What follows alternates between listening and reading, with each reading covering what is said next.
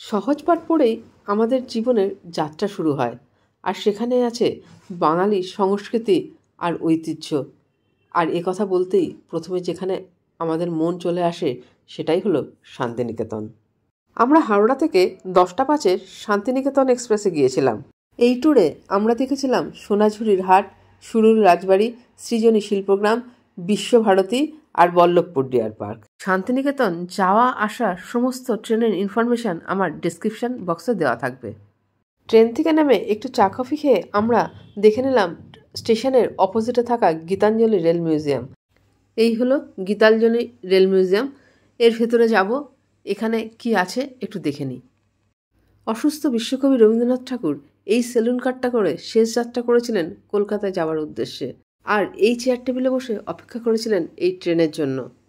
Museum দেখা শেষ করে একটা টোটো নিয়ে চলে এলাম ঘরে বাইরে রেস্টুরেন্টে লাঞ্চ করবো বলে। তো চলুন লাঞ্চে কী কী পাওয়া যায় একবার দেখে নেওয়া যাক। ওয়াও, অসাধারণ খাবার দাবার, রেস্টুরেন্টটাও খুব সুন্দর, এর অ্যাম্বিয়েন্সটা এত ভালো লেগেছে, তার সাথে খাবার দাবার আমার কিন্তু দুপুরবেলায় পুরো মন ভরে গেছে। তোমরা আসলেও একবার রেস্টুরেন্টটাতে ট্রাই করতে পারো। এই রেস্টুরেন্টের বাইরেটাও তোমাদেরকে একটু দেখিয়ে দিলাম। চলো এরপর সোজা সোনাঝুরি হাট। আজ শনিবার, সোনাঝুরি হাটে কিন্তু বেশ ভিড় হয়েছে। আর দেখো কি কালারফুল লাগছে না হাটটা। তবে এখানে এসে কেনাকাটা করলে কিন্তু মন খুব ভালো হয়ে যাবে। আর কি পাবে না, সব রকম জিনিস আছে। আর মেয়েরা তো সাজতে ভালোই বাসে, তাহলে সাজুগুজুর জিনিস কিন্তু কেনাকাটা হচ্ছেই। আর এই কেনাকাটার ফাঁকেই আদিবাসী নৃত্য, টুকটাক খাওয়া দাওয়া, আর কোনটা কোথায় কি পাওয়া যাচ্ছে এই এক্সাইটমেন্ট কিন্তু অসাধারণ লাগছে আমার। ব্যাগগুলো খুব ভালো লেগেছে, আমি কিন্তু কিনেওছি। পিতা পিতাই হন। মহর্ষি দেবেন্দ্রনাথ ঠাকুর হয়তো বুঝেছিলেন তার কোনো একজন সন্তানের এই জায়গাটা খুব প্রয়োজনীয় হবে তার লেখালেখির জন্য।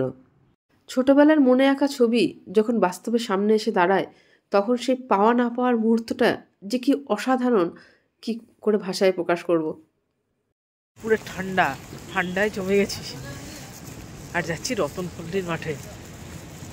এখানে খুব ভালো একটা কফির দোকান আছে, তো কফিটা খেতেই হবে, তা নাহলে ঠান্ডায় একদম জমে যাব। তো চলুন একটা কফি খেয়ে নিই।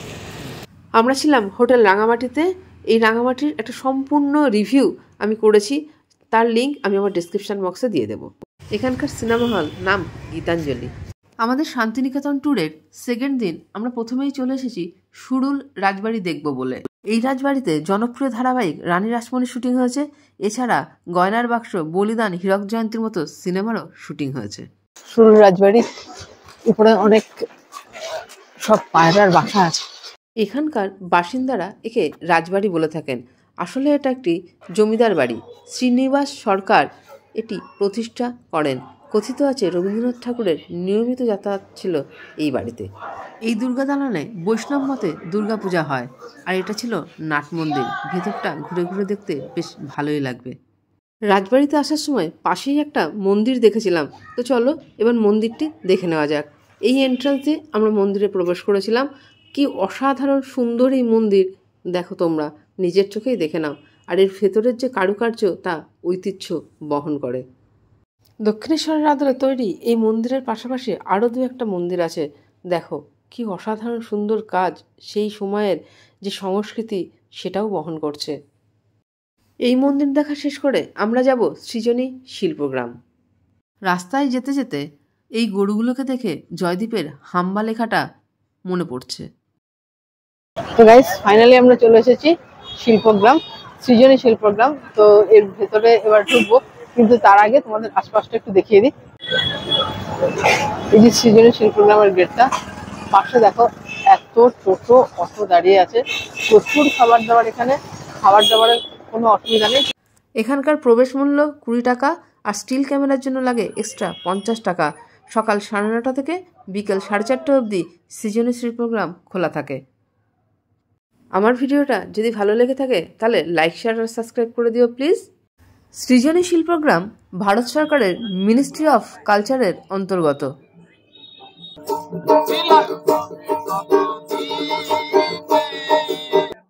সবাই বলে বাঙালি নাকি ভ্রমণ পিপাসু আর ভোজন বিলাসী। ট্যুরটা আমাদের জন্মগত অধিকার। তো এই অধিকার ছেড়ে তো আমরা যেতে পারি না।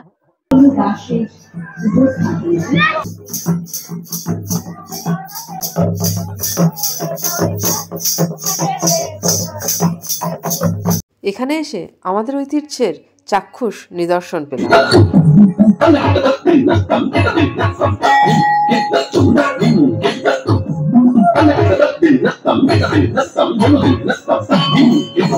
এই নাচ আমাদের ঐতিহ্যের নিদর্শন। কি বন্ধুরা, এই ঐতিহ্যকে সামনে দেখতে পেয়ে ভালো লাগলো তো? সৃজনী শিল্পগ্রামে 9টা রাজ্যের সংস্কৃতি দেখা যায়। এগুলি হলো পশ্চিমবঙ্গ, আসাম, বিহার, ঝাড়খণ্ড, উড়িষ্যা, সিকিম, মণিপুর, আন্দামান ও নিকোবর। শান্তিনিকেতন যে আমাদের ঐতিহ্য আর সংস্কৃতিকে বহন করে চলেছে, এটা তারই নিদর্শন। এইসব দেখতে দেখতে কোথায় যেন হারিয়ে গেলাম নিজের মধ্যে। মনে হলো রবীন্দ্রনাথের সেই লাইন দুটো, আমি ভালোবাসি যারে, সে কি কবু আমা হতে দূরে যেতে পারে। সত্যি আমাদের ভালোবাসার জায়গাগুলো, আমাদের ভালোবাসার মানুষগুলো আমাদের ছেড়ে যদি অনেক দূরে চলে যায়, তবুও তারা আমাদের মধ্যেই রয়ে যায়। আমাদের ছেড়ে তারা কখনোই দূরে যেতে পারে না। মোর ঘরের চাবি নিয়ে যাবি কে আমারে। রবীন্দ্রনাথের ছাত্রাবস্থায় এই ঘরটিতেই বসতো চা আর গল্পের জমজমাটি আসর, আর এখানে রাখা আছে বেশ কিছু নিদর্শন। কি অসাধারণ সুন্দর দৃশ্য! এই দেখেই হয়তো রবীন্দ্রনাথ ঠাকুর লিখেছিলেন, গ্রাম ছাড়া ওই রাঙা মাটির পথ আমার মন ভোলায় রে। সো গাইস, শান্তিনিকেতন আসলে সৃজনী শিল্পগ্রাম দেখতে ভুলো না কিন্তু, অসাধারণ সুন্দর জায়গা। শস্য বন্দনের একটি লৌকিক উৎসব হলো টুসু পরব, চরকা ঘর। যারা তোমরা সোনাঝুরি হাটে অনেক কিছু কিনবো করেও কেনা হয়ে ওঠেনি শেষ পর্যন্ত, তারা কিন্তু এখানে এসে শেষ মার্কেটিংটা করে নিতেই পারো। এখানেও অনেক ভালো ভালো জিনিস পাবে। আমি কিন্তু এখান থেকে মার্কেটিংও করেছি। স্টল নাম্বারটা বলো। 45 আছে দিদি স্টল নাম্বার। শিল্পগ্রাম দেখা শেষ করে এবার কিন্তু পেট পুজো করতেই হবে, বড্ড খিদে পেয়েছে। তো চলো কোনো একটা রেস্টুরেন্টে চলে যাই। এই ভাইয়ের টোটোতে করে আমরা শান্তিনিকেতন ঘুরলাম। ভাইয়ের, তুমি একটু তোমার নাম বলে দাও। আমার নাম সূর্য। আচ্ছা, ওর কন্ট্যাক্ট নাম্বার আমার ব্লগে থাকবে, তোমরা ওর সাথে কন্ট্যাক্ট করে নিও। এমনিতে খুব ভালো, আমাদেরকে খুব সুন্দর করে গাইড করে ঘুরিয়েছে। তবে ও কোথায় কোথায় তোমরা ঘুরবে না ঘুরবে সেটা ওর সাথে কন্ট্যাক্ট করে দাম দর করে নেবে। সেনের বাড়ি প্রতীচি দেখে এবার আমরা যাচ্ছি বিশ্বভারতী ক্যাম্পাস দেখতে। চলে এসেছি বিশ্বভারতী ক্যাম্পাসের মধ্যে। এবার এখানকার সব কিছু ঘুরে দেখব। তার মধ্যে রয়েছে রবীন্দ্রনাথের 5টা বাড়ি, রবীন্দ্র মিউজিয়াম, আরও অনেক কিছু। মিউজিয়ামের মধ্যে ক্যামেরা অ্যালাউ নেই বলে ভেতরটা দেখানো গেল না। গাছের ঝুড়ি দেখো, এই বট গাছের ঝুড়ি থেকে এসে আবার মাটিতে মিশে গেছে। এবার ভেতরে এসে ঘুরে দেখা যাক রবীন্দ্রনাথ ঠাকুরের 5টি বাড়ি। রামকিঙ্কর বেজের স্থাপিত মূর্তি। এই হলো বিচিত্রা। দেখা শেষ করে দেখতে পেলাম উদয়ন, অশোক ঠাকুরের ড্রয়িং রুম। রবীন্দ্রনাথ ঠাকুরের ব্যবহৃত জিনিসগুলো এত কাছ থেকে দেখতে পেয়ে খুব ভালো লাগছে। তার ব্যবহৃত গাড়িটাও দারুণ, এখনও সেইভাবে রাখা আছে। আর এই হলো কুয়ো, এখানে থেকে তাদের জল নেওয়া হতো। 66 বছর বয়সে রবীন্দ্রনাথের চিন্তাধারায় আসে শ্যামলীর কথা।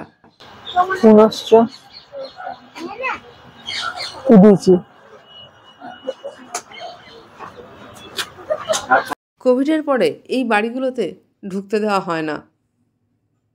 এই গোলাপ বাগানের ফুলগুলো কিন্তু দেখার মতো। রামকিঙ্কর বেজের প্রতিষ্ঠিত মূর্তিগুলিও অসাধারণ। শান্তিনিকেতন গৃহ শান্তিনিকেতনে তৈরি প্রথম পাকা বাড়ি। বেলজিয়াম কাচে তৈরি বিশ্বভারতীর এই উপাসনা গৃহ কিন্তু প্রতি বুধবার সবার জন্য খোলা থাকে, শুধু সাদা পোশাক পরে যেতে হয়। এই সেই তাল গাছ এক পায়ে দাঁড়িয়ে সব গাছ ছাড়িয়ে, সহজ পাঠ। কি গাইস, মনে পড়ছে? ফেরার দিন সকালবেলা গিয়ে দেখে নিলাম বল্লভপুর ডিয়ার পার্ক। এখানে টিকিট পার পার্সন 100 টাকা, 1 ঘন্টা থাকতে দেয়। সকাল 9টা থেকে বিকেল 3:30 অবধি এখানে যাওয়া যায়। ফাইনালি চলে এসেছি বল্লভপুর ডিয়ার পার্ক। এখানে দেখে আসি একটু ডিয়ার কতটা দেখা যায়। তো ডিয়ার দেখবো বলেই এসেছি। ফুল গাছ আছে, প্রচুর ফুল গাছ, অনেক কিছু সুন্দর সুন্দর দেখার আছে। সুন্দর ফুল, জাস্ট ইমাজিন করা যায় না। ওহ, কত বড় শিংগুলো, দারুণ দারুণ।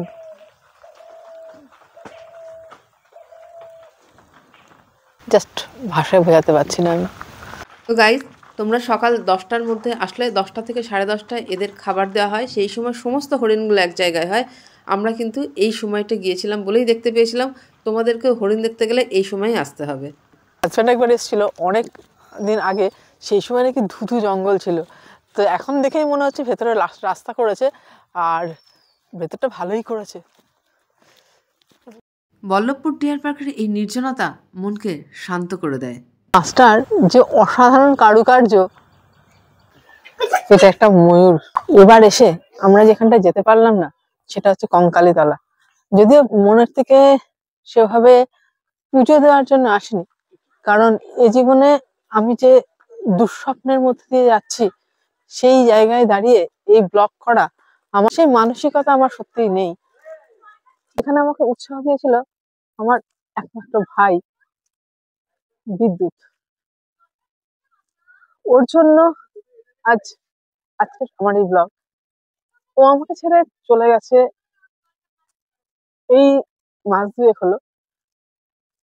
তারপরে উঠে দাঁড়িয়ে আমি এটা করতে পারবো, সত্যিই আমি ভাবতে পারিনি।